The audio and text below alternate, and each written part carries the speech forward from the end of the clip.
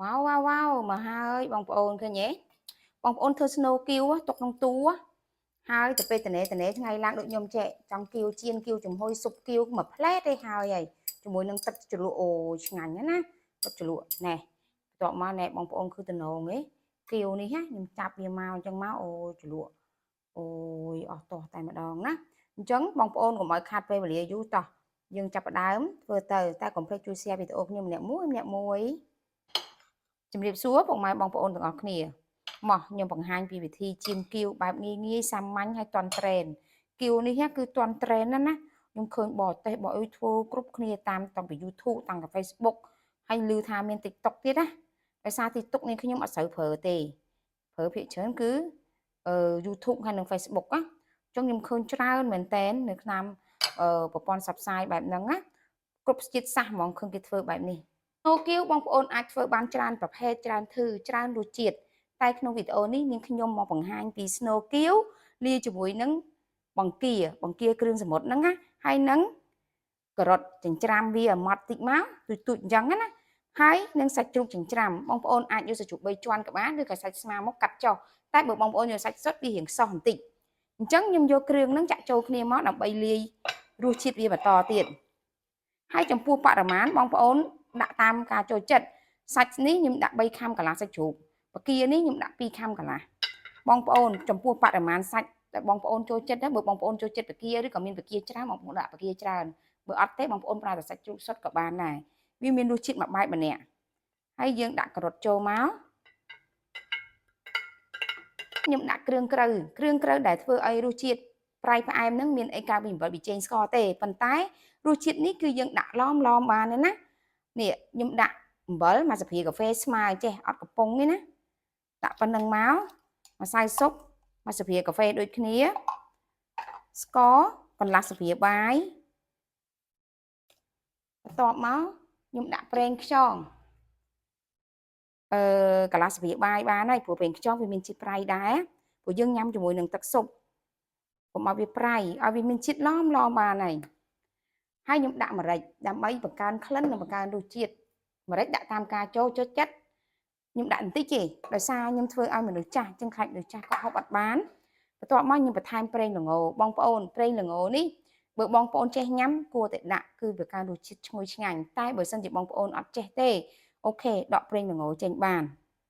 ប្រេងល្ងយើងដាក់បរិមាណល្មមណាកុំដាក់ឲ្យច្រើនពេកកុំឲ្យវាឈួរហើយប្រេងល្ងបាក់របស់ខ្ញុំហ្នឹងគឺវាល្អវាសុទ្ធវាក្លិនឈ្ងុយខ្លាំងយើងបន្ថែមជាមួយនឹងខ្ទឹមសបន្តិចទៀតមកណាប្រហែលជាកន្លះស្លាបព្រាបាយមកយើងច្បល់ខ្ញុំច្បល់មកស្ទុះហើយចាំខ្ញុំដាក់ស្លឹកខ្ទឹមចូលតាមក្រោយយើងច្បល់វាច្បាច់វាឲ្យវាសព្វណាហើយចំពោះបកានេះខ្ញុំភ្លេចប្រាប់បងប្អូនគឺខ្ញុំអត់កច្រាំវាទេខ្ញុំកាត់វាដុំទូចពេលយើងញ៉ាំប៉ះបកាទៅវាឆឹបឆ្ងាញ់នេះយើងច្បល់ឲ្យសព្វអញ្ចឹងណាខ្ញុំច្បល់គៀវនឹងមួយសន្ទុះ4-5នាទីណាឲ្យវាល្មួតសាច់វាល្អទៅកន្លែងនេះយើងអត់ច្បាច់ខ្លាំងទេណាគ្រាន់យើងច្បល់វាច្បល់ឡើងច្បល់ចុះអញ្ចឹងច្បល់ហើយខ្ញុំបន្ថែមជាមួយនឹងស្លឹកខ្ទឹមខ្ញុំដាក់ស្លឹកខ្ទឹមបន្តិចមកណាដាក់បន្តិចមកហើយខ្ញុំយកស្លឹកខ្ទឹមហ្នឹងច្បល់ជាមួយនឹងស្នូបកាយើងទៀតស្នូគៀវហ្នឹងណានិយាយចង់ចត់រដឹកច្បល់វាតិចទៀតតែខ្ញុំអត់ច្បាច់ខ្លាំងទេមូលហេតុដែលខ្ញុំដាក់ស្នូដាក់ស្លឹកខ្ទឹមក្រួយហ្នឹងណាខ្ញុំអត់ចង់ឲ្យច្បាច់ទៅវាជាប់ស្លឹកខ្ទឹមរបស់ខ្ញុំវាពណ៌អត់ស្អាតខ្ញុំបាទខ្ញុំដាក់ខាងក្រោយហើយខ្ញុំច្បល់ទៀតច្បល់រហូតដល់សាច់នឹងឡើងល្មួតល្អព្រោះសាច់ជ្រូកនិងសាច់បកានេះបើយើងច្បល់វាមួយសន្ទុះវានឹងឡើងល្មួតល្អតែម្ដង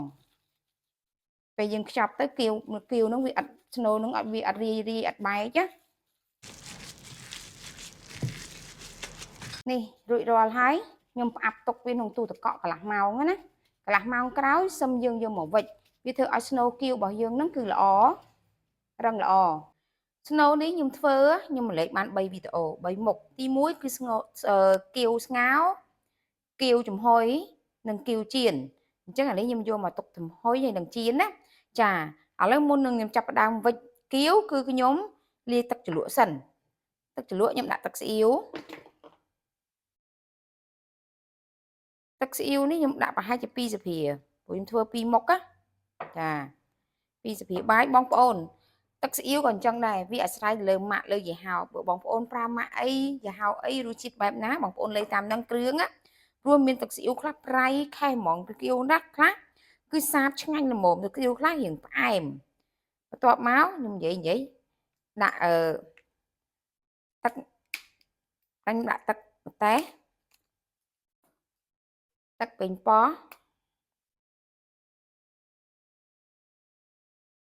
ដាក់ទឹកម្ទេសទឹកប៉េងប៉ោះហើយបន្ទាប់មកខ្ញុំដាក់ស្ករតែបន្តិចបានហើយពួកគ្រឿងអស់ហ្នឹងវាមានជាតិស្ករហើយសឹងតែមិនដាក់ក៏បានដែរណាខ្ញុំដាក់មកចុងស្រាកាហ្វេហើយបន្ថែមក្លិននិងរសជាតិខ្ញុំដាក់ប្រេងល្ងបន្តិចណាទឹកប៉េងប៉ោះជូរហើយបើសិនជាបងប្អូនអត់មានទឹកប៉េងប៉ោះបងប្អូនអាចដាក់ទឹកខ្មេះប៉ោមឬក្រូចឆ្មាបានបន្ទាប់មកខ្ញុំកូរគ្រឿងហ្នឹងឲ្យសព្វចូលគ្នាទៅហើយបងប្អូនភ្លក់តាមការចូលចិត្តតែគ្រឿងអស់ហ្នឹងបើធ្វើផ្អែមអត់ឆ្ងាញ់ទេណាហើយទឹកស៊ីអ៊ីវទឹកគ្រឿងអស់ហ្នឹងបើបងប្អូនយកឲ្យរៀងមានតម្លៃថ្លៃបន្តិចជាតិវាឆ្ងាញ់ជាងតែប៉ុណ្្នឹងមកហើយបើបងប្អូនចូលចិត្តម្ទេសដាក់ម្ទេសទៀតមកណាខ្ញុំដាក់ម្ទេសបន្តិចមកគៀវហ្នឹងយើងក្មេងៗញ៉ាំវាឆ្ងាញ់តែប៉ុណ្ណេះបងប្អូនយកចូលចិត្តណាអស់ឆ្ងាញ់ខ្ញុំភ្លក់ឆ្ងាញ់មែនតើជាតិហ្មងអត់ប្រៃអត់ផ្អែមតែមានជាតិតោះបានហើយទឹកជ្រលក់របស់ខ្ញុំសបកនេះខ្ញុំយកតែឆ្កឹះម្សៅចេញណាម្សៅមិញវាច្រើនលើសលុបពេកច្រើនពេកហ៎ចឹងខ្ញុំឆ្កឹះយកចេញខ្លះមិនតែស្អាតពេកទេក្រោយពីខ្ញុំយកស្នូនឹងធ្វើលាយហើយខ្ញុំចែកជា3មុខហ្នឹង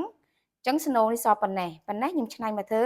គៀវជៀនសានេះគឺខ្ញុំអត់បំពងទេណាចានេះជាសបកគៀវដែលខ្ញុំយកមកប្រើបងប្អូនប្រើមូក៏បានជ្រុងក៏បាន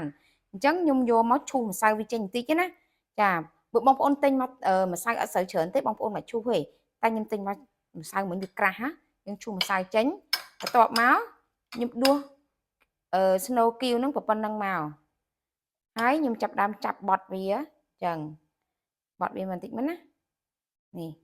បងប្អូនចង់កាច់ចេញជា4ក៏បាន5ក៏បានស៊ីសងលើការចូលចិត្តតូចធំអញ្ចឹងណានេះយើងកាច់ចឹងមកនេះចាប់ភ្លីវាមកបានប៉ុណ្ណេះមកហើយខ្ញុំដាក់ចូលក្នុងខ្ទះរបស់ខ្ញុំខ្ទះបងប្អូនមិនប្រើតែទូចដូចខ្ញុំទេប្រើទូចខំធំក៏បានទូចក៏បានស៊ីសងលើការចូលចិត្តនេះយើងចាប់វាមកអញ្ចឹងមកណានេះខ្ញុំធ្វើអញ្ចឹងណាហើយខ្ទះទូចហ្នឹងវាអត់មានប្រមាណទេប្រហែលជាមិនដល់10ទេខ្ទះទូចហ្នឹងអញ្ចឹងបានខ្ញុំយកឆ្នៃមកធ្វើនេះតែម្ដងធ្វើគៀវហ្នឹងហ្មងណាហើយយើងសកត់វាមកនេះហើយណាបាន7គ្រាប់អញ្ចឹងខ្ញុំយកទៅចៀនតោះនេះខ្ញុំដាក់មកចៀនមកចៀននេះគឺខ្ញុំដាក់អញ្ចឹងតែម្ដងមិនចាំតែខ្លាញ់ក្តៅខ្ទះក្តៅអីទេហើយខ្ញុំចាក់ប្រេងអូលីវចូលបន្តិចមក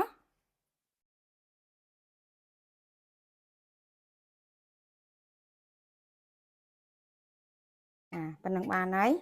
បើកភ្លើងមកនៅពេលខ្ញុំចៀនបានមកប្រហែលជា3នាទីឬក៏2នាទីខ្ញុំចាក់ទឹកស៊ុបចូលបងប្អូនប្រើទឹកស៊ុបក៏បានទឹកសាបយើងធម្មតាក៏បានអត់បញ្ហាទេណាតែខ្ញុំមានទឹកស៊ុបដាក់ទឹកស៊ុបតែវាមានជាតិ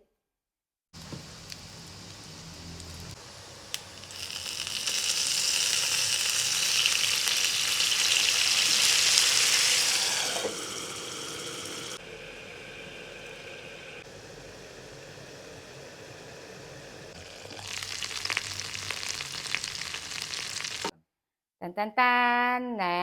រួចរាល់ហើយណាអញ្ចឹងយើងចាប់ផ្ដើមរោយខ្ទឹមរបស់យើងមកណាដាក់ឲ្យវាតំណងបន្តិចមកតំណងអញ្ចឹងខ្ទឹមស្លឹកហើយនឹងស្លឹកនឹងខ្ទឹមបំពងខ្ញុំបានដាក់ខ្ទឹមបំពងបន្តិចមកតែប៉ុណ្ណឹងគឺរួចរាល់ហើយណាបងប្អូនហើយយើងញ៉ាំជាមួយនឹងទឹកជ្រលក់របស់យើងអូអេមអត់តោះអញ្ចឹងវីដេអូនៃការធ្វើគីវឈៀនរបស់ខ្ញុំណាបងប្អូនយល់យ៉ាងណាដែរតំណងអត់អូយរសជាតិមកអេមមកញាក់តោះឥឡូវវីដេអូហ្នឹងបញ្ចប់ត្រឹមហ្នឹងចាំជួបគ្នានៅវីដេអូថ្មីក្រោយទៀតសូមអរគុណ